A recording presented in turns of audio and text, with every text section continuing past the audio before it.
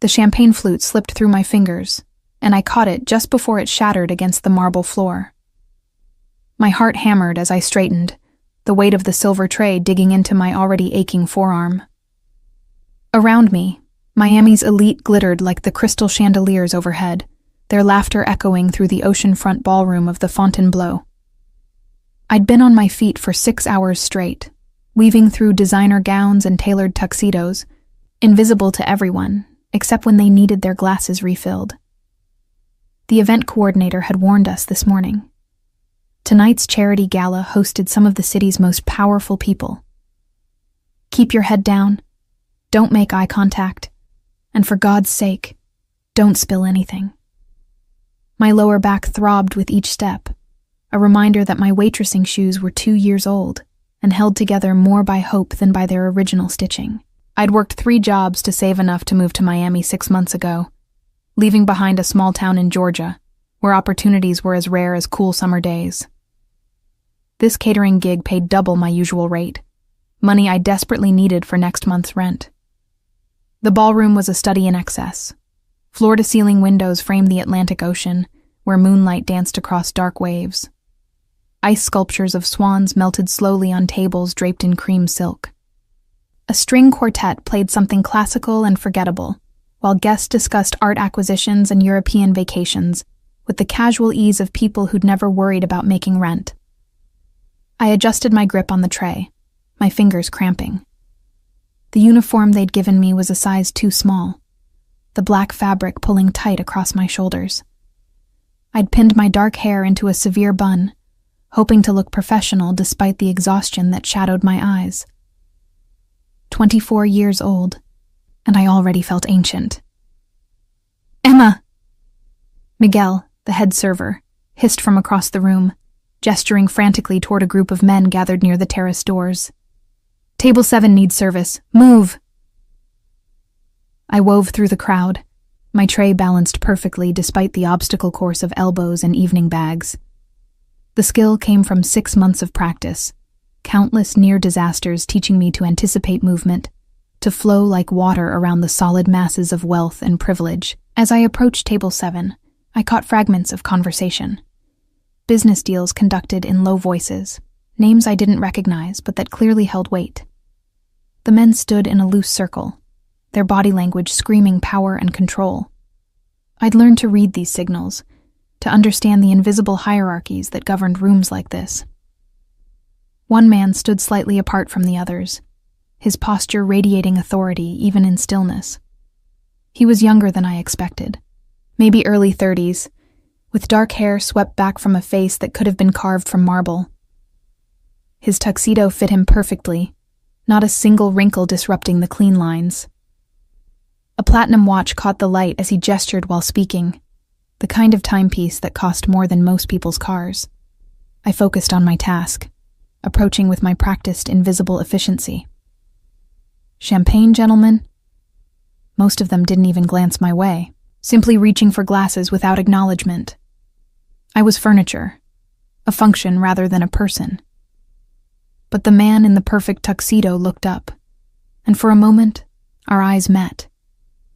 His were dark, almost black in the ballroom's golden light, and something flickered in them. Recognition? Curiosity? Before I could analyze it further, something caught my attention. A red dot, impossibly small, dancing across the shoulder of his jacket. My breath froze in my lungs as I tracked it upward, watching it settle with deadly precision on his forehead. Time seemed to slow. The dot was perfectly steady, professional. I'd seen enough action movies to know what it meant. Someone, somewhere in this room or beyond these windows, had a laser sight trained on this man, had a weapon pointed at his head. My mind raced. If I screamed, caused a panic, would the shooter fire immediately? Would innocent people get hurt in the chaos? But if I did nothing, this man would die right in front of me, his blood spattering across the champagne I was serving. The decision crystallized in an instant. I set down my tray with hands that barely shook, stepped closer to him, and did the only thing I could think of. I smiled, bright and flirtatious, and placed my hand on his arm. "Excuse me," I said, my voice pitched low and intimate, for his ears only. "There's a red dot on your forehead. Don't react. Don't move. Just follow my lead."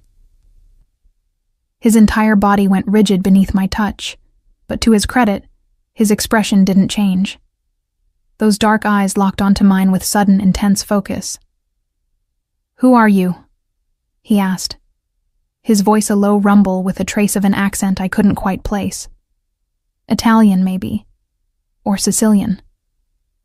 "Right now, I'm the woman who's about to save your life," I whispered, moving even closer. The dot tracked across his face, settling back on his temple. "Dance with me. Now." His jaw tightened, suspicion clear in every line of his face. "Why should I trust you?" "Because in about 10 seconds, someone's going to put a bullet through your skull if you don't move." My hand slid from his arm to his hand, my fingers threading through his. "Please." For a heartbeat, he didn't react. Then, with fluid grace that suggested he was used to making split-second decisions, he pulled me toward the dance floor. The string quartet had shifted to a waltz, and he swept me into the rhythm without missing a beat. His hand settled at the small of my back, warm through the thin fabric of my uniform. We moved together, and I felt the red dot tracking us, trying to find its target again. I guided us deeper into the crowd of dancers, using their bodies as cover. "Talk," he commanded softly, his breath warm against my ear. "Who sent you?"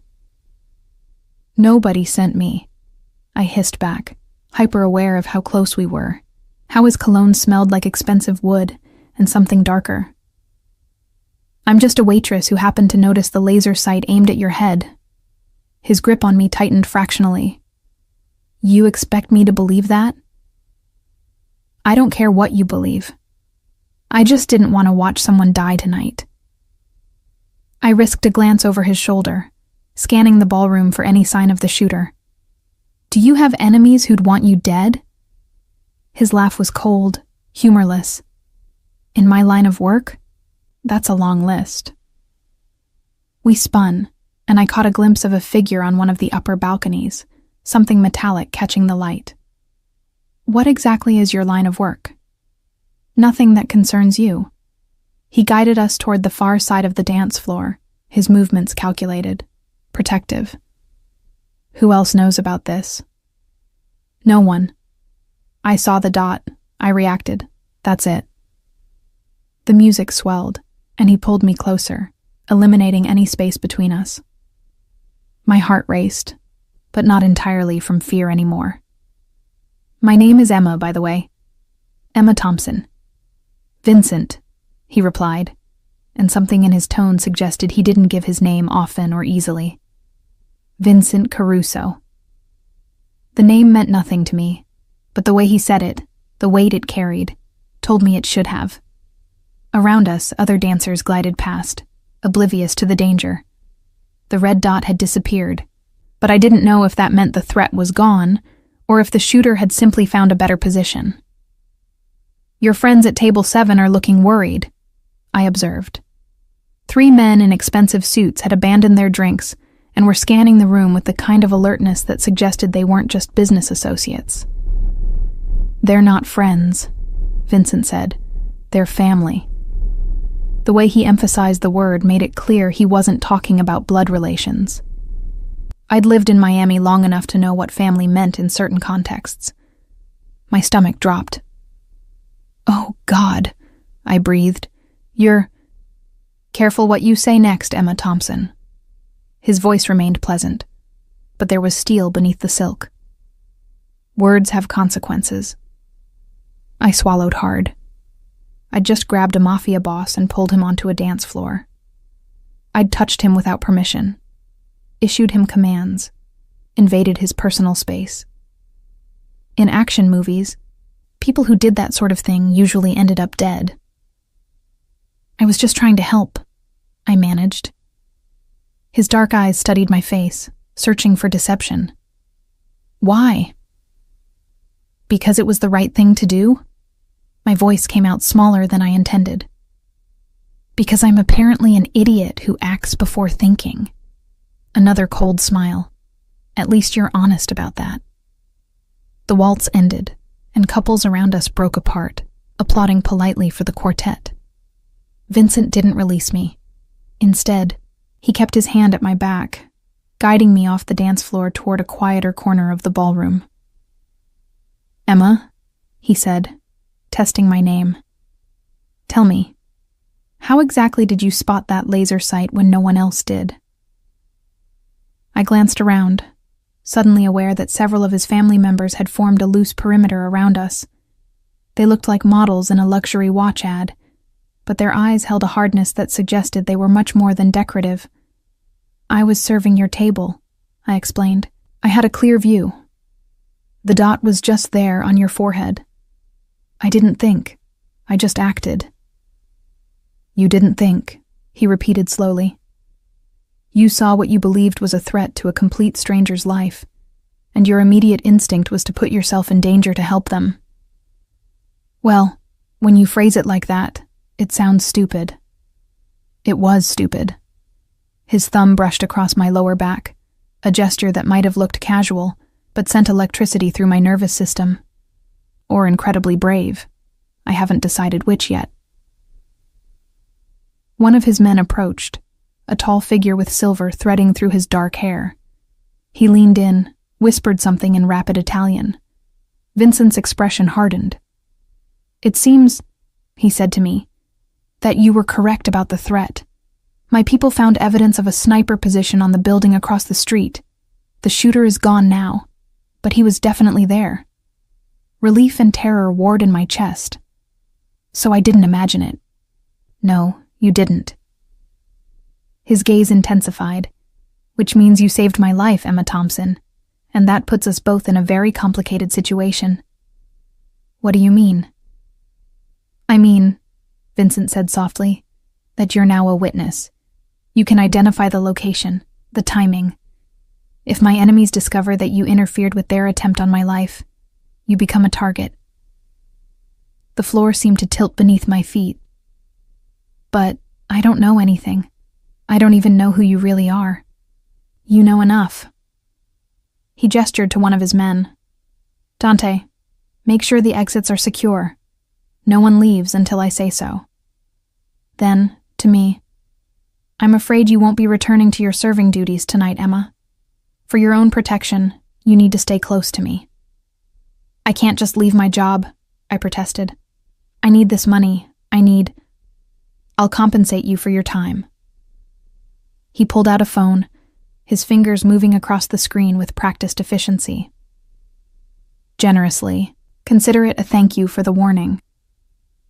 "I don't want your money," I said, even as my practical side screamed that I absolutely did need his money. "I just want to go home and forget this ever happened."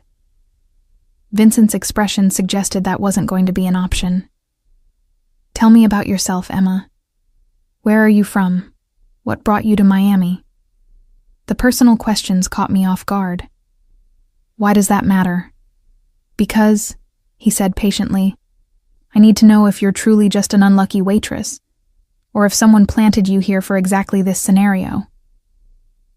Indignation flared hot in my chest. "I'm not some kind of plant. I'm from Georgia. I moved here 6 months ago to escape a dead-end life. I work 3 jobs to make rent. Tonight was supposed to be easy money, and instead, I'm being interrogated by—" I cut myself off before I said something truly stupid. "By?" His eyebrow arched. "By someone who clearly doesn't trust anyone," I finished lamely. He studied me for another long moment, then seemed to reach a decision. "Dante, have someone check her story, employment records, background, everything." To me, "Don't take it personally, it's just business." "Right," I said tightly, "because invading someone's privacy is totally just business." A ghost of a real smile crossed his face. "You have spirit. That's good. You'll need it." Before I could ask what he meant, the event coordinator rushed over, her face flushed with stress. Mr. Caruso, I'm so sorry for the disruption. If there's anything we can do... The disruption, Vincent said smoothly, was handled perfectly by your staff. In fact, this young woman deserves a commendation for her quick thinking and excellent service. The coordinator looked at me with surprise, as if seeing me for the first time. Oh, well, thank you, Emma. Get back to your other guests. Vincent dismissed her with the ease of someone used to command. I'll handle things from here. As she scurried away, I turned back to him. What happens now? Now, Vincent said. You tell me everything you remember about that red dot. Every detail, no matter how small. And then we figure out how to keep you alive. The weight of his words settled over me like a heavy blanket. I'd come to this gala to make rent money. Instead, I'd entangled myself in something dark and dangerous, with a man whose name apparently carried enough power to make event coordinators stammer and whose enemies had tried to kill him in a room full of witnesses. I thought about my tiny apartment, my 3 jobs, my simple goal of building a better life in Miami. All of it suddenly felt impossibly far away. Vincent was watching me, reading my fear with an accuracy that suggested he'd seen it many times before. I know you didn't ask for this, Emma, but the reality is, you're involved now. The question is whether you'll accept my protection or try to run and hope my enemies don't find you first. That's not much of a choice. No, he agreed. It isn't, but it's the only one you have. I followed Vincent through a private exit, my mind still reeling from everything that had happened in the last 20 minutes. His hand remained at my elbow, not quite restraining, but making it clear that leaving wasn't an option. 2 of his men flanked us, their eyes constantly scanning our surroundings with professional paranoia. The night air hit my face, humid and salt-tinged from the ocean. We'd exited onto a service corridor that ran along the back of the hotel, away from the valet stands and photographers. A black SUV waited, its engine already running. Get in, Vincent instructed, opening the rear door. I hesitated, every instinct screaming that getting into a car with a man I'd just learned was connected to organized crime was a terrible idea. But the alternative, going home alone, unprotected, possibly followed, seemed even worse. I climbed in. Vincent slid in beside me, and Dante took the front passenger seat. The driver pulled away from the curb with practiced smoothness, merging into Miami's late-night traffic. Where are we going? I asked, hating how small my voice sounded. Somewhere safe. Vincent pulled out his phone again, typing rapidly. My people are already checking the security footage from the hotel and surrounding buildings. We'll know who was on that roof within the hour. I watched the familiar streets slide past, neon signs reflecting off rain-slicked pavement. We were heading away from my neighborhood, toward the exclusive waterfront areas where penthouses cost more than I'd make in several lifetimes. I need to call someone, I said. My roommate will worry if I don't come home. Vincent handed me his phone without looking up from his own. Use this. Don't mention where you are or who you're with. Just say you picked up an extra shift. The casual way he issued commands, expecting instant obedience, made my teeth clench. But I took the phone and dialed Sarah's number, rehearsing the lie in my head. She answered on the 3rd ring, her voice fuzzy with sleep. Hello? Sarah, it's me.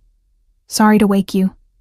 I just wanted to let you know I got asked to work an overnight event. The tips are amazing, so I said yes.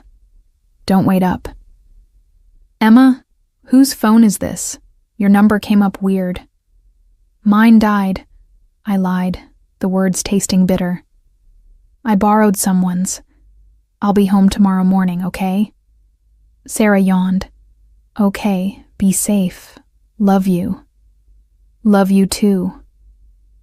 I ended the call and handed the phone back to Vincent, who was watching me with an unreadable expression. Well done, he said. Natural delivery. Have you lied to her before? Only about how okay I actually am, I admitted, then immediately regretted the confession. Something about the enclosed space, the darkness outside, made me more honest than I should have been. Vincent's expression softened fractionally. Financial struggles? The usual. I shrugged, trying for casual and probably failing. Turns out Miami is expensive and waitressing doesn't pay as well as I'd hoped. But I'm managing. 3 jobs, you said earlier. It wasn't a question. He'd been listening, filing away every detail I'd mentioned. What are the other 2? I debated refusing to answer, but what was the point? His people were already running a background check on me. I work mornings at a coffee shop in Wynwood, and I do freelance transcription work online when I have time. The catering gigs are extra whenever I can get them. And your family? Why aren't they helping you? The question hit a nerve. I don't have family, not anymore. My parents died when I was 16, car accident. I lived with my aunt until I turned 18. Then we had a falling out. I've been on my own since then. Something flickered in his eyes. Understanding, maybe. Or pity. I wasn't sure which would be worse. I'm sorry, he said, and to my surprise, he sounded genuine. Losing parents young is difficult. You sound like you know from experience. His jaw tightened. My father died when I was 22, murdered by a rival family. It's why I took over the business earlier than planned. The casual way he mentioned murder sent a chill through me. This was his world. Violence and vengeance wrapped in expensive suits and oceanfront real estate. The SUV turned into an underground parking garage, descending several levels before stopping in a private bay. Vincent exited first, scanning the area before nodding to me. I climbed out, my legs unsteady after the adrenaline crash. We took a private elevator that required a key card to operate.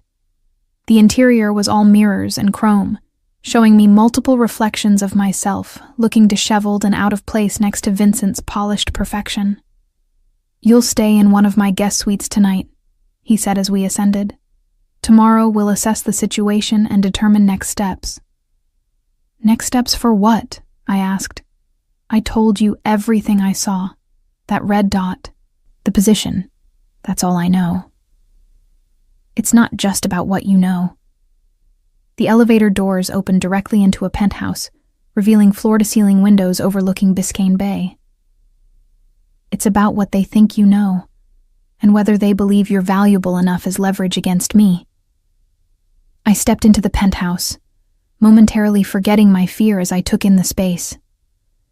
Modern furniture in shades of black and gray, original artwork on the walls, a kitchen that looked like it had never been used. Everything was pristine, expensive, and completely impersonal. Does anyone actually live here? I asked. I do, sometimes. Vincent shrugged out of his tuxedo jacket, draping it over a chair. He rolled up his shirt sleeves, revealing forearms corded with muscle. I have several properties. This is the most secure. Dante appeared from somewhere deeper in the penthouse, carrying a tablet. Boss, we've got the footage. You're going to want to see this. They moved to a large screen mounted on the wall, and after a moment's hesitation, I followed.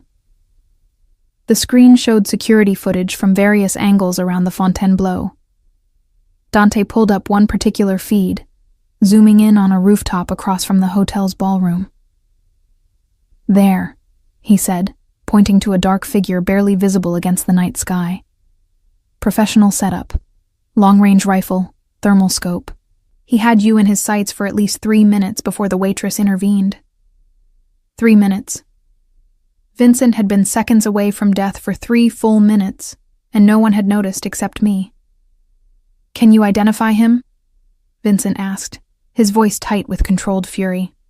Working on it, but boss, there's something else. Dante pulled up another feed, this one showing the hotel's service entrance. My stomach dropped as I saw myself on screen, arriving for my shift that afternoon. She's been here since 2 p.m., helping with setup. Times match her story about the catering gig. Of course they do, I said, annoyed, because I was telling the truth. Vincent glanced at me, then back at the screen. Keep digging. I want to know everything about that shooter, who hired him, how he knew I'd be there, why tonight. Already on it. We've got people checking with our usual sources. Dante hesitated. And boss? The Morellis sent a message. They want to meet tomorrow. Neutral ground. The temperature in the room seemed to drop several degrees. The Morellis, Vincent repeated, his voice dangerously soft. Interesting timing, don't you think? Could be coincidence, Dante offered, but he didn't sound convinced. Or they're testing us, seeing how we respond to tonight's attempt. Vincent's hand curled into a fist, then deliberately relaxed. Set up the meeting, but double security. I'm not walking into an ambush. Dante nodded and left, taking his tablet with him. Vincent turned to me, and I saw the cold calculation in his eyes. This was the man who ran a criminal empire, who made decisions that probably involved violence and death. The Morellis, I said carefully. Are they the ones who tried to kill you? Possibly. They've been encroaching on our territory for months. A move like tonight would fit their style. He poured himself a drink from a crystal decanter, the amber liquid catching the light. But it could also be the Russians, or the Colombians, or any number of smaller operations that think they can take advantage of perceived weakness. That's a lot of people who want you dead. Welcome to my world, Emma. He took a sip, watching me over the rim of the glass. Still glad you saved my life? I thought about it, really thought about it. I could have done nothing. Let someone else notice the threat, or not notice at all. I could have finished my shift, collected my pay, gone home to my cramped apartment and my mountain of bills, and remained blissfully ignorant of Vincent Caruso and his dangerous world. Yes, I said, surprising myself with the certainty in my voice. I'm glad. I couldn't have lived with myself if I'd just watched you die. Something in his expression shifted, became less guarded. You're either very brave or very foolish. Can I be both? The ghost of a smile touched his lips. Come, I'll show you to your room. You need rest. He led me down a hallway lined with more expensive art, stopping at a door near the end. The guest suite was larger than my entire apartment, with a king-sized bed, private bathroom, and another stunning view of the bay. There are clothes in the closet that should fit, Vincent said. Various sizes. Help yourself to anything you need. I opened the closet to find designer labels I'd only seen in magazines. Dresses, casual wear, even pajamas, all with tags still attached. Do you regularly stock your guest rooms with women's clothing? Sometimes business associates bring family members. I like to be prepared. He moved to the window, looking out at the glittering cityscape. The door locks from the inside, but I'd prefer if you didn't lock it, just in case something happens, and my people need to get to you quickly. The implication that something might happen made my pulse quicken. You really think they'll come after me? I don't know yet, but I don't take chances with things I value. He turned back to me, his dark eyes intense. You saved my life tonight, Emma. That creates an obligation. I protect what's mine. I'm not yours, I said automatically, even as something deep in my chest responded to his possessive tone. No, he agreed. Not yet, but you're under my protection, which means you follow my rules. Don't leave this penthouse without my permission. Don't contact anyone except through phones I provide. And most importantly, don't trust anyone who isn't vetted by me or my inner circle. The reality of my situation was sinking in like a stone in deep water. I'd traded one kind of trap, poverty, instability, constant struggle, for another. A gilded cage with an ocean view. How long? I asked. How long do I have to stay here? Until I'm certain the threat has passed. His expression softened slightly at whatever he saw in my face. I know this isn't what you wanted. but it's necessary. Try to rest. We'll talk more in the morning." He left, closing the door softly behind him. I stood in the middle of the luxurious room, still wearing my too-tight waitress uniform, and tried to process everything that had happened. I'd saved a Mafia boss's life. Now I was essentially his prisoner, protected but controlled, safe but trapped. And the worst part was, I couldn't even be angry about it. Because he was right. If his enemies thought I mattered to him, or that I knew something valuable, I was in danger. I showered, washing away the sweat and fear of the evening, and changed into silk pajamas that probably cost more than my monthly rent. The bed was impossibly soft, the sheets cool against my skin. Through the floor-to-ceiling windows, Miami glittered like scattered diamonds, beautiful and dangerous. Sleep should have been impossible, but exhaustion pulled me under within minutes. My last thought before darkness claimed me was that my life had just changed irrevocably, and I had no idea if it was for better or worse. I woke to sunlight streaming through unfamiliar windows and the smell of fresh coffee. For a disoriented moment, I couldn't remember where I was. Then it all came rushing back. The red dot, Vincent, the penthouse. I found clothes laid out on the chair near the bed. Designer jeans that fit perfectly. A soft cashmere sweater, even new undergarments in my size. The precision of it was unsettling.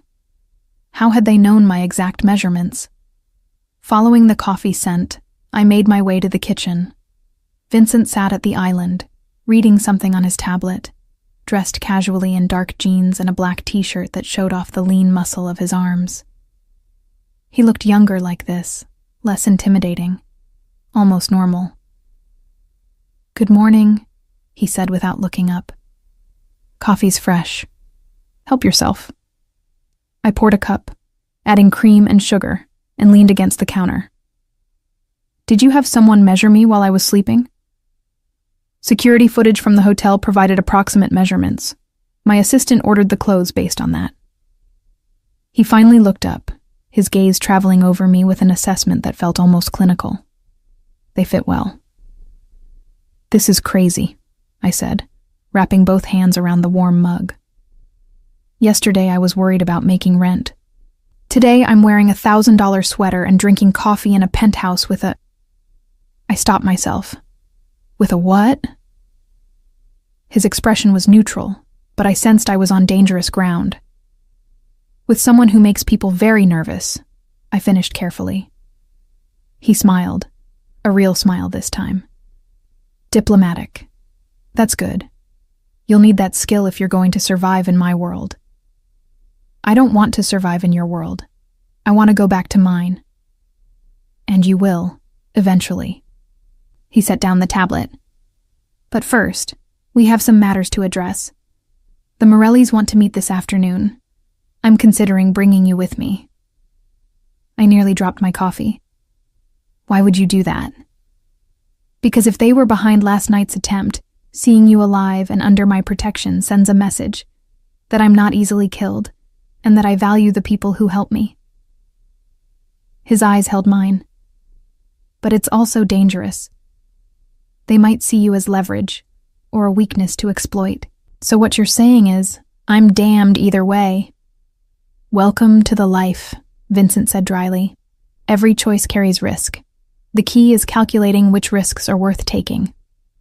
Before I could respond, Dante entered from another room, his phone pressed to his ear. His expression was grim. "Boss, we've got a problem. That shooter from last night?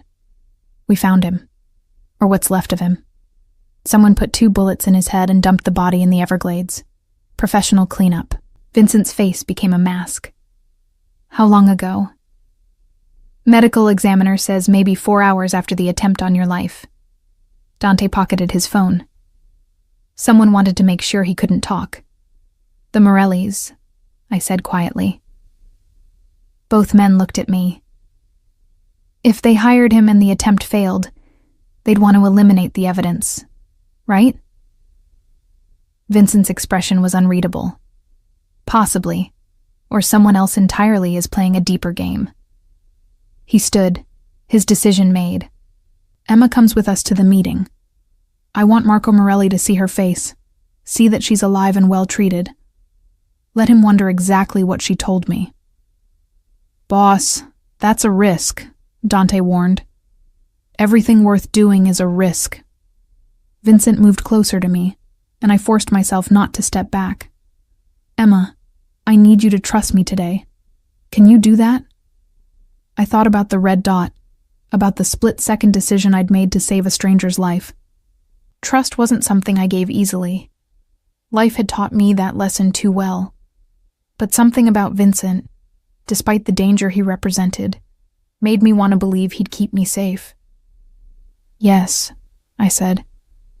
I can trust you. His hand came up, cupping my face with surprising gentleness. Good. Because where we're going, trust is the only thing that might keep us both alive. The black SUV cut through Miami's midday traffic with purpose, flanked by two identical vehicles, one ahead, one behind. I sat beside Vincent in the back seat, hyper-aware of the gun I'd glimpsed beneath Dante's jacket when he'd helped me into the car.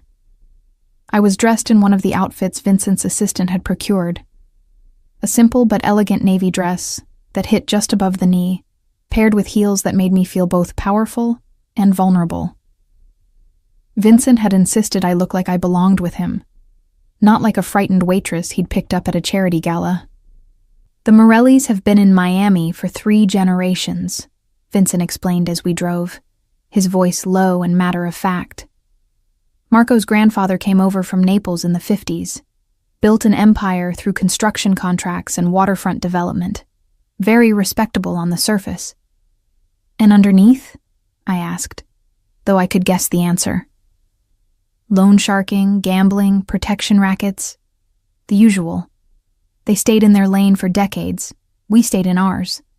But Marco's ambitious. He sees opportunity and expansion, even if it means war. Vincent's jaw tightened. Last night might have been his opening move.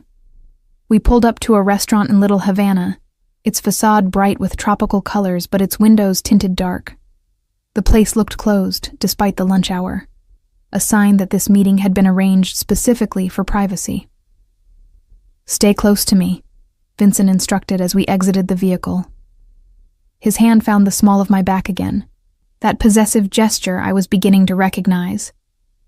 Don't speak unless I indicate it's safe. And if anything happens, Dante will get you out. Understood? I nodded, my mouth too dry for words. Around us, Vincent's men took up positions with military precision. Whatever was about to happen, everyone was prepared for it to go wrong. The restaurant's interior was dim and cool, with ceiling fans turning lazy circles above red leather booths.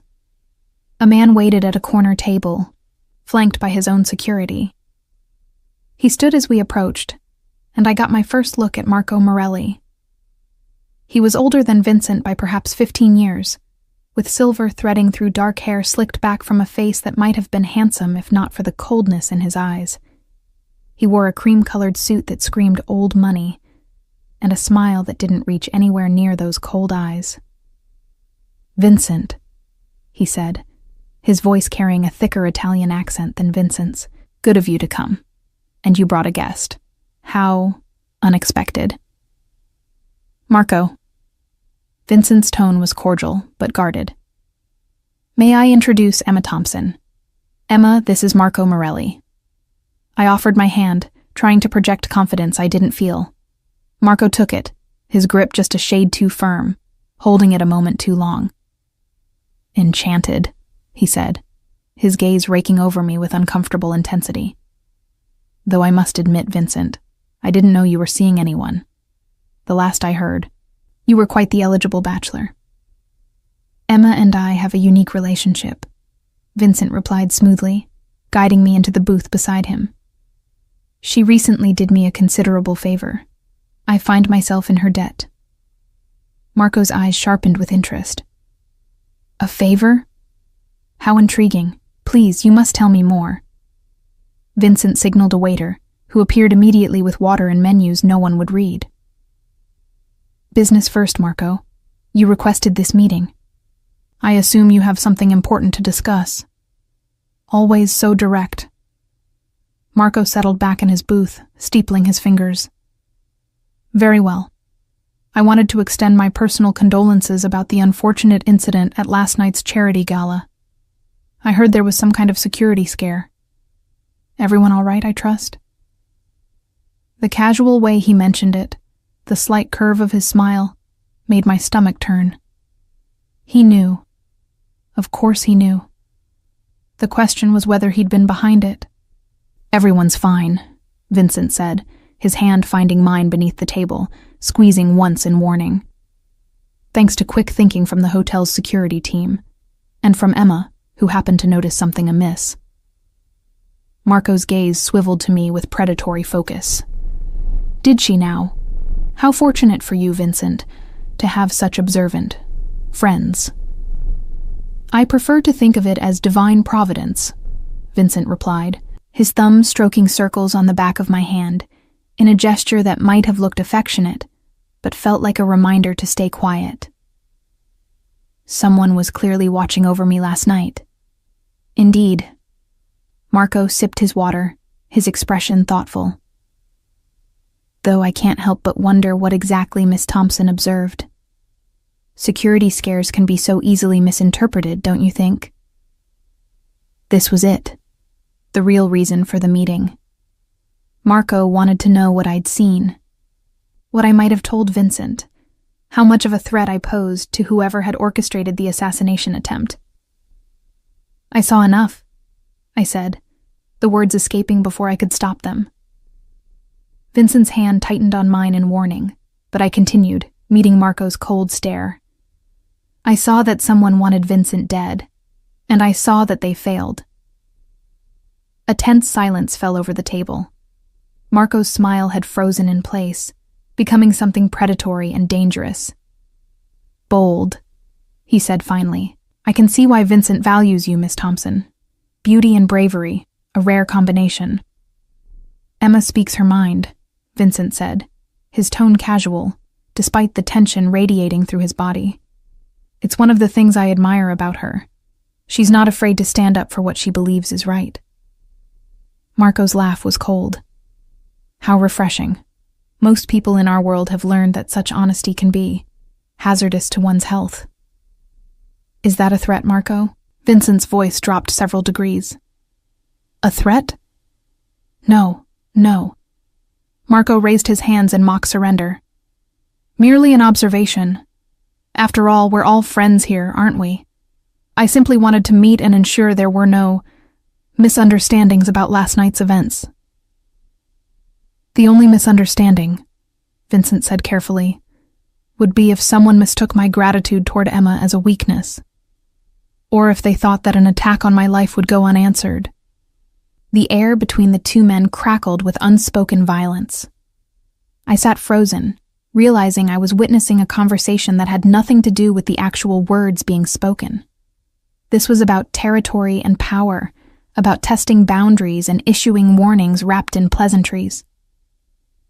"Of course not," Marco finally said. "I would hate for anyone to labor under such a misapprehension. In fact, I wanted to propose a toast." He gestured to the waiter, who brought over a bottle of expensive wine.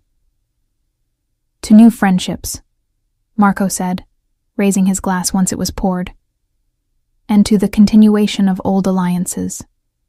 Vincent raised his glass, but didn't drink. I followed his lead, bringing the wine to my lips without actually tasting it. "To the continuation of mutual respect," Vincent countered, "and to the understanding that certain boundaries are not to be crossed." They stared at each other over the rims of their glasses, two predators sizing each other up, before finally drinking. The rest of the meal passed in a blur of carefully worded small talk and veiled threats. I pushed food around my plate, too tense to eat, while Vincent and Marco discussed everything from Miami real estate to the upcoming mayoral election, all surface-level conversation with deeper meaning beneath. Finally, as the waiter cleared the plates, Marco leaned back and smiled. I'm so glad we had this opportunity to clear the air, Vincent, and to meet the lovely Miss Thompson. I do hope we'll see more of each other. I'm certain our paths will cross again, Vincent replied, standing and helping me to my feet. Emma and I should be going. We have other appointments this afternoon. Marco stood as well, extending his hand to Vincent, then to me. Until next time, then. Miss Thompson, it was truly a pleasure. As his hand closed around mine, he leaned in close, his voice dropping to a whisper only I could hear. Be careful, pretty bird. Men like Vincent don't keep things they can't control, and sooner or later he always disposes of what he can't use. I yanked my hand back, fear and anger warring in my chest. Vincent noticed immediately, his eyes narrowing as he looked between Marco and me. Is there a problem? He asked, his voice dangerously soft. No problem at all, Marco said smoothly. I was simply wishing Miss Thompson well. It's a dangerous world out there, after all. One can never be too careful. Vincent's arm came around my waist, possessive and protective. Emma is perfectly safe, I assure you. She's under my personal protection now. How fortunate for her. Marco's smile remained in place, but his eyes were hard as stone. Good day, Vincent, Miss Thompson. We left the restaurant, Vincent's men forming a protective circle around us as we walked to the SUV. I could feel eyes on us from neighboring buildings, from parked cars, from darkened doorways. Marco wasn't the only one watching. Once we were safely in the vehicle and moving, Vincent turned to me. What did he say to you, at the end? I debated lying, protecting myself from the conflict I might cause by repeating Marco's words. But Vincent's eyes demanded truth. He said men like you don't keep things you can't control, that you always dispose of what you can't use. The words tasted bitter on my tongue. He called me pretty bird. Vincent's expression went cold and deadly. He threatened you. He warned me, I corrected, about you. And do you believe him? Vincent asked, his voice carefully neutral. Do you think I'll dispose of you when you're no longer useful? I thought about the past 24 hours, the protection he'd offered, the genuine concern I'd glimpsed beneath his controlled exterior, the way his touch had been possessive, but never cruel. No, I said finally. I don't think you will. But I also think Marco knows something about you that he wanted me to fear. Vincent was quiet for a long moment, staring out the window at the passing city. Marco and I have history, he finally said. 5 years ago, when my father was killed, Marco saw it as an opportunity. He came to me, offered his assistance in finding the killers, wanted to form an alliance. What did you say? I told him I didn't need his help, that I would handle my family's business myself. Vincent's jaw tightened. He took it as an insult. Since then, he's been waiting for me to show weakness, to make a mistake he can exploit. And bringing me to that meeting, I said slowly, showed him that you care about something beyond power and territory. He thinks I'm your weakness. He's not entirely wrong. Vincent turned to look at me, his dark eyes intense. I do care about you, Emma. More than is probably wise, given how recently we met. You saved my life. You risked your own safety without hesitation. That kind of selflessness is rare in my world. His words created a warmth in my chest that had nothing to do with the Miami heat. Vincent, My phone buzzed in my purse, the new one Vincent had given me. I pulled it out to see a text from an unknown number. Pretty bird should know when to fly away. Next time Vincent won't be there to protect you. M. I showed Vincent the screen, watching his expression harden into something cold and murderous. Dante, he said, his voice cutting through the vehicle's interior. Change of plans. We're not going back to the penthouse. Take us to the estate. The estate, boss? Dante sounded surprised. The estate, Vincent confirmed. It's time Emma saw where I really live, and it's time Marco Morelli learned what happens when he threatens what's mine. The estate turned out to be a sprawling compound in Coral Gables, hidden behind high walls and even higher hedges. As we passed through the gates, I caught glimpses of manicured lawns, fountains, and a house that looked more like a Mediterranean palace than a residence. "You live here?" I asked, unable to keep the awe from my voice. "When I need to think clearly, or when I need to be surrounded by people I trust absolutely." Vincent helped me from the SUV, his hand steady at my elbow. "The penthouse is convenient for business. This is home." The main house was stunning. Cream-colored stone, terracotta roof tiles, arched windows that overlooked gardens that could have graced a magazine spread. But it was the security I noticed most. Cameras positioned at strategic intervals, men in dark suits patrolling the grounds, the sense of being watched from multiple directions. "This is a fortress," I said. "It needs to be." Vincent led me through massive wooden doors into a foyer that took my breath away. Marble floors, a sweeping staircase, art that I was certain was original and priceless. My father built this place as a stronghold, somewhere our family would always be safe, no matter what happened outside these walls.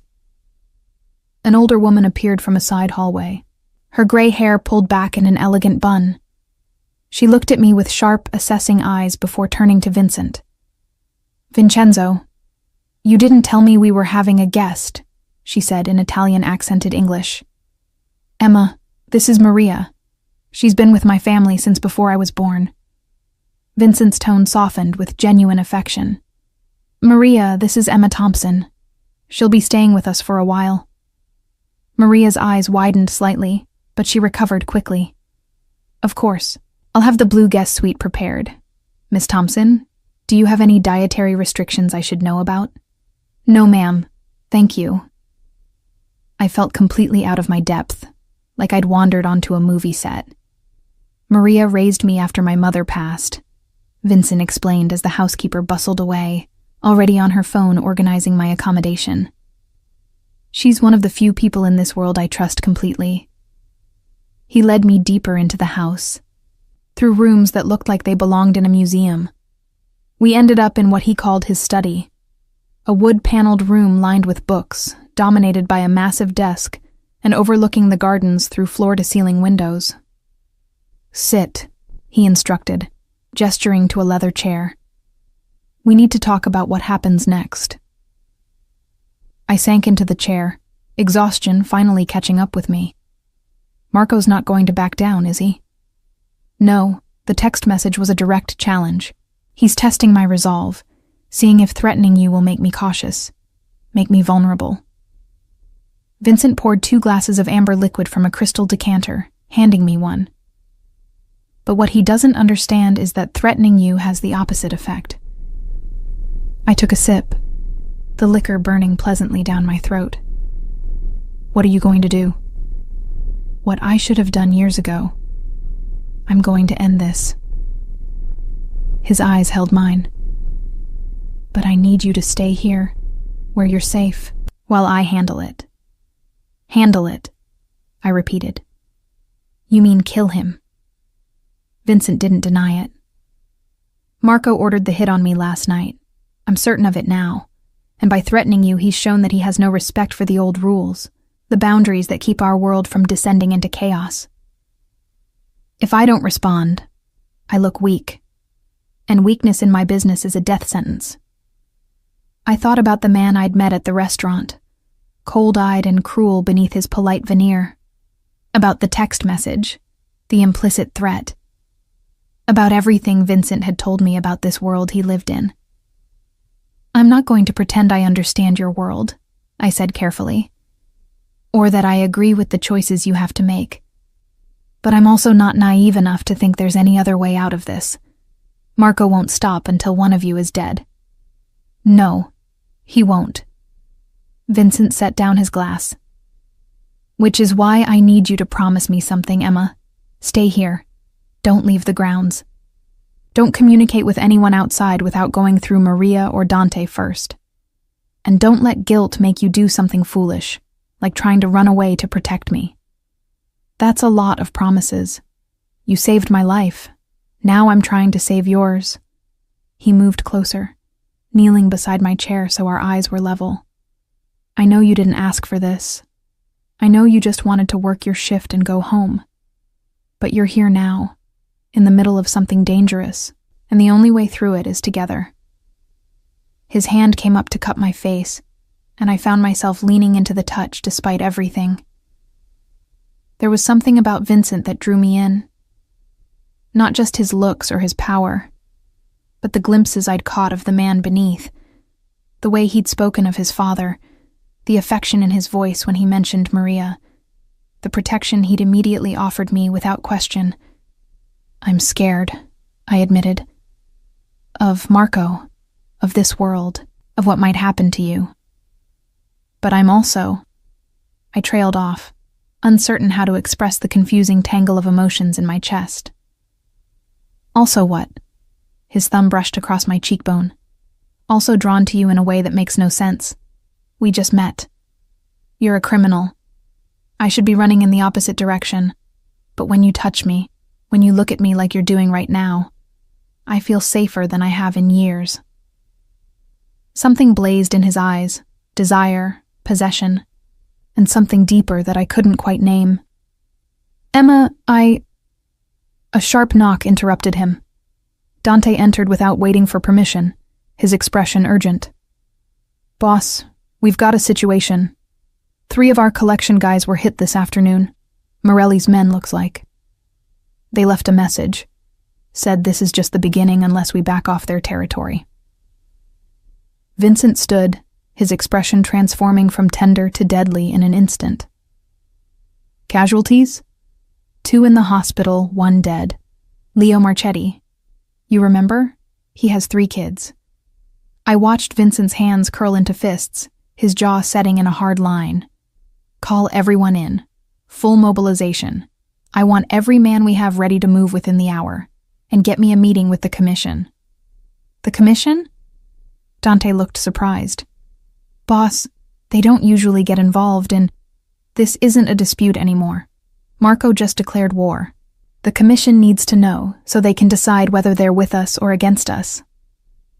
Vincent's voice was cold, controlled fury. "Go. Now." Dante left, and Vincent turned back to me. The man who'd been touching my face moments ago was gone, replaced by someone harder, more dangerous. "I'm sorry you have to see this side of me," he said. "But this is who I am, Emma. This is what my life requires." "I know." I stood, crossing to him. "And I'm not asking you to apologize for it. Just come back alive, okay? Don't let Marco win." He pulled me against him, his arms tight around my waist. "I have too much to live for now," he murmured against my hair. "Too much to protect." We stood like that for a long moment, drawing strength from each other. Then Maria appeared in the doorway. "Vincenzo, your men are gathering, and I've prepared the blue suite for Miss Thompson." Her eyes softened as she looked at us. "Be careful, ragazzo mio. Your father would want you to come home." Vincent kissed the top of my head before releasing me. "Show Emma to her room. Make sure she has everything she needs." "Of course." Maria beckoned to me. "Come, dear. Let the men do their posturing. We women know the real strength is in surviving." I followed her upstairs, glancing back once to see Vincent already on his phone, issuing orders in rapid Italian. He looked every inch the Mafia boss, powerful, dangerous, in complete control. The blue guest suite was beautiful, all soft fabrics and elegant furniture, with a balcony overlooking the gardens. But what struck me most was the collection of books on the shelves, the fresh flowers on the dresser, the personal touches that made it feel like someone's home, rather than just a place to sleep. "This was Vincent's mother's favorite room," Maria said, smoothing an already perfect bedspread. "She would sit here for hours, reading or looking at the gardens. She had a good heart, like yours." You can tell I have a good heart after knowing me for 5 minutes. Maria smiled, her weathered face crinkling. I can tell you saved Vincenzo's life without thinking of the cost to yourself. I can tell he looks at you differently than he's ever looked at anyone. And I can tell you're terrified but staying anyway. That's a good heart. She moved to the door, then paused. He's a good man, Miss Thompson, despite what the world thinks. His father raised him to be strong, but his mother raised him to be kind. Both are in there, fighting for dominance. What he becomes depends largely on who he chooses to have beside him. With that cryptic statement, she left me alone with my thoughts. I moved to the balcony, looking out over the estate. In the distance, I could see men gathering, vehicles arriving, Vincent's army, preparing for war.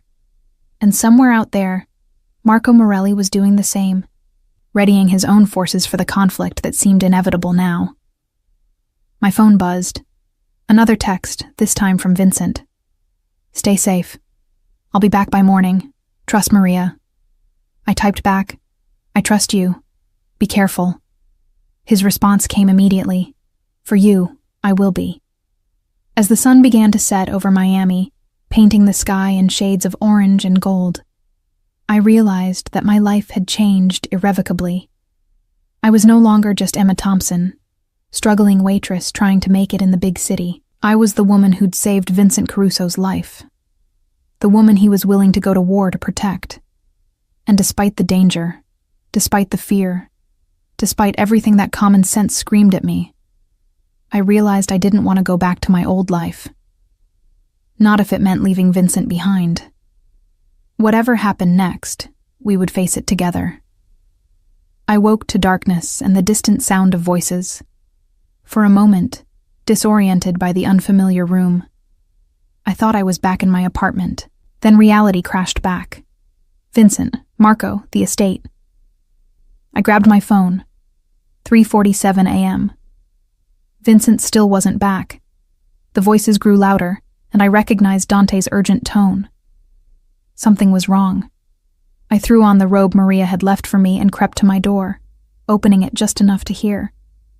Don't care what time it is, we need to get him to a hospital now.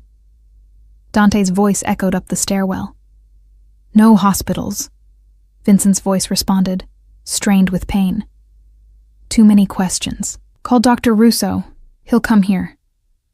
My heart stopped. Vincent was hurt. I didn't think, just ran down the stairs in my bare feet, following the voices to a room off the main foyer. What I found made my breath catch.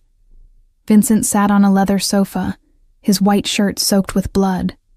A gash ran along his left arm, deep and ugly.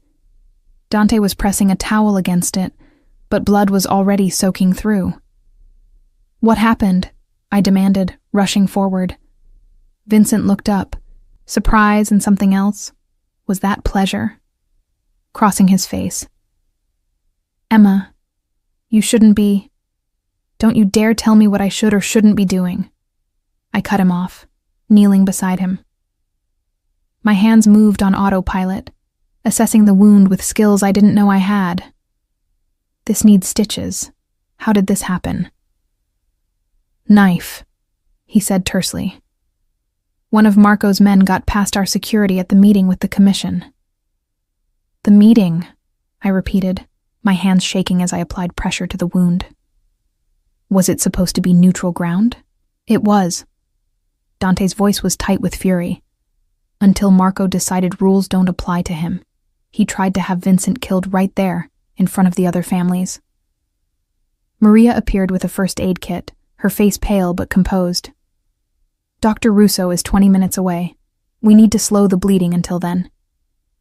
I took the kit from her, finding gauze and antiseptic. My mind had gone into a strange, hyper-focused state. I need you all to give me space. Dante, keep that towel pressed here. Maria, get me clean water and more towels. They moved to obey, and I found myself alone with Vincent, my hands working to clean the wound while my heart raced. You have medical training, Vincent observed, watching me work. My mother was a nurse. She taught me the basics before she died. I focused on the task, not trusting myself to meet his eyes. "This is bad, Vincent. If it had been a few inches to the right." But it wasn't. His good hand came up to cup my face, forcing me to look at him. "I'm all right, Emma. Alive because of you, and alive still because I was careful." "This is careful?" I gestured at the blood. "You could have died." "But I didn't." His thumb brushed away a tear I hadn't realized had fallen. "Why are you crying?"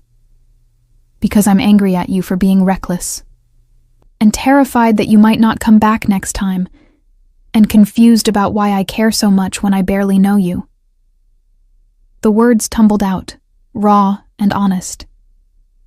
"And because seeing you hurt makes me want to find Marco Morelli and—" He pulled me close with his good arm, his lips finding mine in a kiss that tasted of blood and desperation and something deeper. I kissed him back, pouring all my fear and relief and confused emotions into it. When we broke apart, both breathing hard, his eyes held mine with an intensity that made my chest tight. "I care about you too," he said softly. "More than is wise, more than is safe. You've gotten under my skin, Emma Thompson, in a way no one ever has." Dr. Russo arrived then, a distinguished older man who took one look at Vincent's arm and immediately started issuing orders. I was pushed aside as he worked, cleaning and stitching the wound with practiced efficiency. "You were lucky," the doctor said as he worked. "Another inch and it would have severed the brachial artery. You would have bled out before reaching help." "Luck had nothing to do with it," Vincent replied, his eyes finding mine across the room. "I had something worth living for." An hour later, the wound was cleaned, stitched, and bandaged. Dr. Russo left instructions for care and antibiotics, warning Vincent to rest and keep the arm immobile for at least a week. "A week," Vincent scoffed once the doctor had left. "I don't have a week. Marco made his move tonight. Now I need to make mine." "What happened at the commission?" I asked. We were alone now, Dante having gone to debrief the other men, Maria retreating to prepare food despite the early hour. Vincent leaned back against the sofa, exhaustion written in every line of his body. I presented my case, showed them evidence that Marco ordered the hit at the charity gala, that he's been encroaching on our territory, breaking agreements. The commission was ready to sanction him. "But?" I prompted. But Marco had prepared his own evidence, doctored footage, falsified records, testimony from people he'd paid off or threatened. He made it look like I was the aggressor, like I'd been planning to move against him first. I sat beside him, careful not to jostle his injured arm. And the commission believed him? Some did. Others were uncertain. That's when Marco made his real move. He offered a compromise. A merger of our territories with him in charge. Said it would bring peace, stability.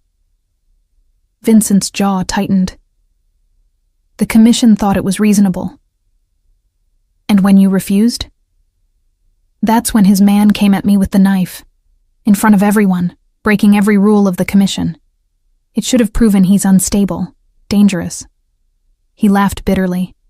Instead, he claimed I provoked it, that my refusal of his reasonable offer was tantamount to a declaration of war. I tried to process this. So what does the commission do now? They've called for a cooling-off period, 2 weeks for both sides to stand down, reconsider options. His hand found mine, threading our fingers together. But Marco won't wait 2 weeks. Tonight was a statement. He'll move again. Soon. Then what do we do? Vincent's eyes met mine, and I saw something I hadn't seen before. Uncertainty. I don't know. For the first time in my life, I genuinely don't know the right move. If I strike back, I look like the aggressor. If I wait, I look weak. Either way, Marco wins. We sat in silence for a moment. Then an idea began to form in my mind, crazy and dangerous but potentially brilliant. What if you don't fight him at all? I said slowly. Vincent looked at me like I'd grown a second head. Emma, I can't just surrender. I'm not saying surrender. I'm saying, what if you change the game entirely? What if instead of fighting over territory and power, you offer him something he can't refuse? Something that looks like weakness but is actually strength? His eyes narrowed with interest. I'm listening. I took a deep breath. Marco wants to look powerful in front of the commission. He wants to be seen as the peacemaker, the reasonable one. So let him have that. Publicly agree to his merger proposal, but with conditions that actually benefit you. What conditions? Equal partnership, not him in charge, joint decision-making on all major operations, and... I hesitated, knowing this next part was risky. Make me part of the deal. Absolutely not, Vincent said immediately. I'm not using you as... I'm not asking you to use me. I'm offering to be visible proof of your commitment to peace. Marco threatened me because he thinks I'm your weakness. What if instead I become your strength? Your connection to legitimacy, to the outside world? Vincent stared at me, conflict clear in his expression. Emma, if you're publicly connected to me, there's no going back. Your life will never be the same. You'll be a target for every enemy I have. I'm already a target, I pointed out. At least this way, I'm a target with purpose. And maybe, just maybe, we can turn Marco's trap back on him. How? I smiled, the plan solidifying in my mind. By making him think he's won. By giving him the public appearance of victory while you maintain actual control. And by making me so visible, so connected to both of you, that any move he makes against me makes him look like the aggressor breaking the peace. Vincent was quiet for a long time, his strategic mind clearly working through the angles. Finally he spoke. It's insane. But it could work. It puts you in danger. I'm already in danger. He pulled me close with his good arm, resting his forehead against mine. You're either the bravest woman I've ever met, or the most foolish. Can I be both? His laugh was soft and genuine. Yes, you can definitely be both. He pulled back to look at me seriously. If we do this, Emma, you need to understand. It's not just about business anymore. You'll be mine in the eyes of everyone. My partner, my woman, my equal. There's no halfway with this. My heart hammered in my chest. And is that what you want? For me to be yours? From the moment you grabbed my hand at that gala and pulled me to safety, you've been mine, he said, his voice rough with emotion. The question is whether you want to be.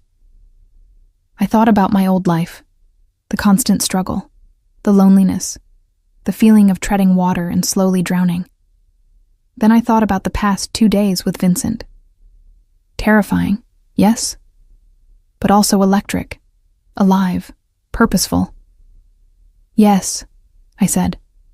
I want to be yours, and I want you to be mine. He kissed me then, deep and claiming, his good hand tangling in my hair. When we finally broke apart, both breathing hard, his smile was genuine. Then tomorrow, we changed the game. The press conference was Vincent's idea, a very public announcement of the merger between the Caruso and Morelli families, with me standing beside him as proof of his commitment to peace and legitimate business. Maria had transformed me into someone I barely recognized. Designer dress in deep emerald that made my eyes pop, hair styled in soft waves, makeup that was elegant but not overdone. I looked like I belonged in Vincent's world now, like I'd been born to stand beside powerful men and smile for cameras.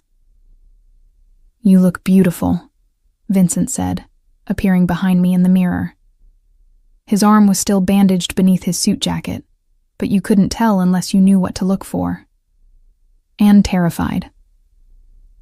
Both accurate, I admitted. Vincent, are you sure about this? Once we do this press conference, there's no taking it back. I've never been more certain of anything. He rested his good hand on my shoulder, meeting my eyes in the mirror. Emma, I need you to know, whatever happens today, you've changed me. Made me see possibilities I'd never considered before. Before I could respond, Dante appeared in the doorway. Boss, Marco's here, and he brought his own cameras. Vincent's expression hardened. Of course he did. Emma, remember what we discussed. You're here as my partner, my equal. Let Marco see that you're not afraid of him. We descended to the main floor where a makeshift press area had been set up in the formal living room. Marco was already there, surrounded by his own men, looking smug in a cream suit that probably cost more than my old car. Vincent, he said, all false warmth, and the lovely Miss Thompson, how delightful that you could join us for this momentous occasion. Marco, Vincent replied coolly, his hand finding the small of my back. Shall we get started? The cameras started rolling, and Vincent launched into the prepared statement. He spoke about cooperation, about the future of their combined territories, about bringing stability to their operations. He made it sound reasonable, inevitable, even admirable. But I watched Marco's face and saw the truth. He thought he'd won, thought Vincent had capitulated, shown weakness. His smile grew wider with each word Vincent spoke. Then Vincent dropped the first bomb. And to ensure transparency in this new partnership, I'm pleased to announce that Emma Thompson will be serving as our liaison to the legitimate business community. Her fresh perspective and outsider status make her uniquely qualified to help us navigate this transition. Marco's smile faltered slightly. I wasn't aware we'd discussed bringing in outside consultants. Emma's not an outsider anymore, Vincent said smoothly. She's family, and family has a voice in all major decisions. The second bomb. Additionally, I've invited representatives from the FBI's white-collar crime division to audit our combined operations. If we're truly merging our interests, we should have nothing to hide from federal oversight. Now Marco's smile disappeared entirely. That wasn't part of our agreement, Vincent. No, I thought we agreed to transparency and legitimacy. What better way to demonstrate that than welcoming federal scrutiny? Vincent's expression was innocent, but his eyes were steel. Unless, of course, there's something in your operations you'd prefer they not see. I watched Marco's face cycle through emotions. Surprise, anger, calculation. He'd been outmaneuvered and he knew it. Refusing the FBI audit would make him look guilty. Accepting it would expose whatever illegal operations he wanted to keep hidden. I think, Marco said carefully, his voice tight, that we should discuss this in private before making such announcements public. Too late, Dante said from his position near the door, holding up his phone. Already streaming live to all major news outlets. Marco's mask of civility cracked. He stepped toward Vincent, his men tensing behind him. You think you're clever, Caruso? You think this changes anything? I think, Vincent replied calmly, that you just revealed your true intentions in front of a dozen cameras. So yes, I think it changes quite a bit. That's when everything went wrong. One of Marco's men pulled a gun, pointing it not at Vincent but at me. Nobody moves, the man growled, or the girl dies. Time seemed to slow. I felt Vincent's hand tighten on my back, saw Dante reaching for his own weapon, watched Marco's face cycle from shock to dark satisfaction. Put the gun away, Antonio, Marco said, but there was no urgency in his voice. We don't want anyone getting hurt. Don't we? The gunman replied. You said she was the key. You said if we control her, we control Caruso. Everything clicked into place. This had been Marco's backup plan all along. If Vincent didn't cooperate, take me hostage. Emma, Vincent said softly, his voice steady despite the gun pointed at me. Remember what I taught you yesterday. When I move, you move. Yesterday, the self-defense lesson in the garden, which I'd thought was paranoia. Now I understood. Vincent had been preparing me for exactly this moment. "On 3, he whispered. 1, 2. He moved on 2, not 3, pushing me down and to the left, while simultaneously drawing his own weapon. Dante fired at the same moment, taking down Antonio before the man could squeeze his trigger. Chaos erupted. More guns appeared, shouts echoing off marble floors.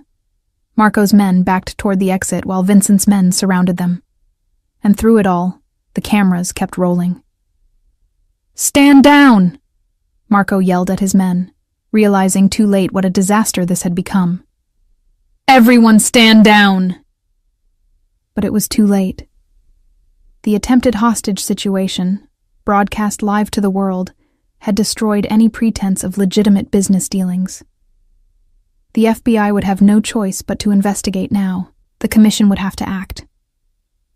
Marco had lost. Vincent helped me to my feet, his eyes scanning me for injuries.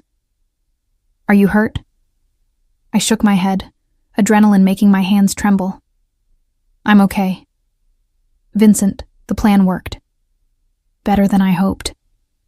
He turned to Marco, who stood frozen, watching his empire crumble around him.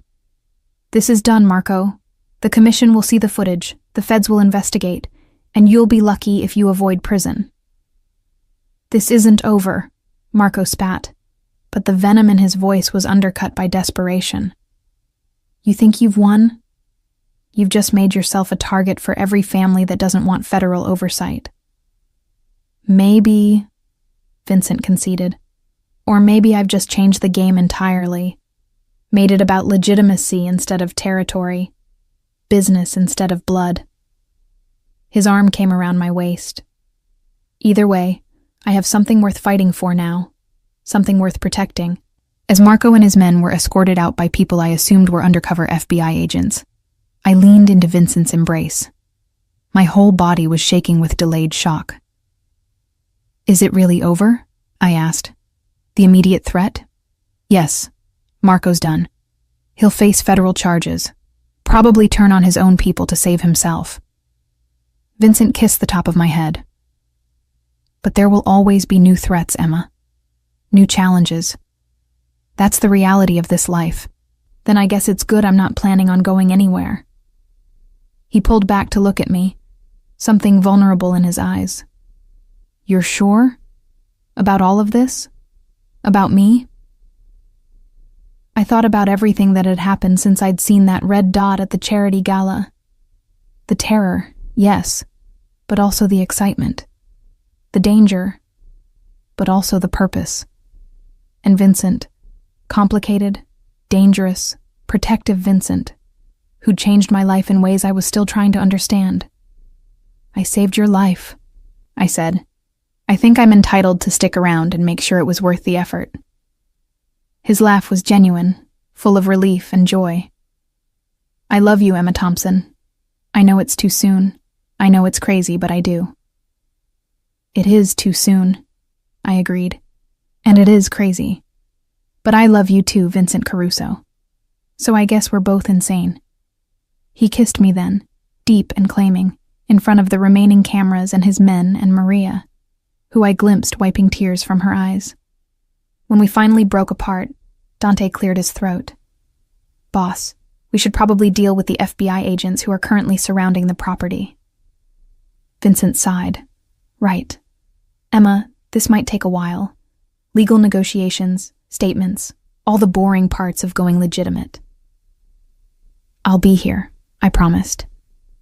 Wherever here ends up being. I stood in the ballroom of the newly renamed Caruso-Thompson Foundation building, watching Vincent give a speech about community investment and legitimate business practices. He'd kept his word, turned his operations legal, worked with federal prosecutors to clean up the criminal elements, and built an empire based on actual business rather than fear. It hadn't been easy. Some families had resisted, tried to push back. But Vincent's gamble had paid off. By going legitimate first, by cooperating with authorities, he'd positioned himself as the future, while his rivals looked like dinosaurs clinging to a dying past. And me? I'd become exactly what we'd claimed at that press conference, his partner in every sense of the word. I ran the foundation, managed the legitimate business operations, and somewhere along the way, fell completely and irrevocably in love with the man who'd started as a dangerous stranger and become my whole world. "You're staring," Maria said beside me, her eyes twinkling with amusement. "Can you blame me?" I gestured at Vincent, confident and commanding at the podium. 6 months ago, I was a struggling waitress. Now I'm engaged to a former mob boss turned legitimate businessman, running a multi-million-dollar foundation. "Former mob boss," Maria repeated with a smile. "I like that you can say it so casually now." I looked down at the ring on my finger, a simple band with a single perfect diamond. Vincent had proposed last month, on the balcony of the blue guest suite that had become my room, then our room. "Life is strange," I said, "but I wouldn't change any of it." Vincent finished his speech to enthusiastic applause and made his way over to us, his eyes finding mine immediately.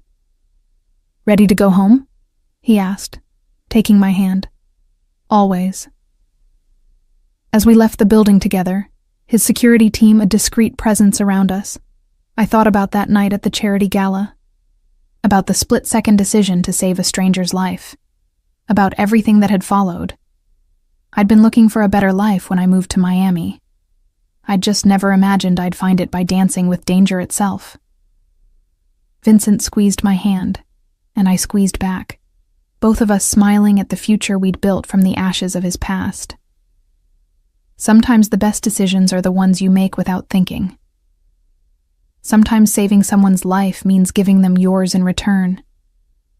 And sometimes, just sometimes, the most dangerous path leads exactly where you're supposed to be.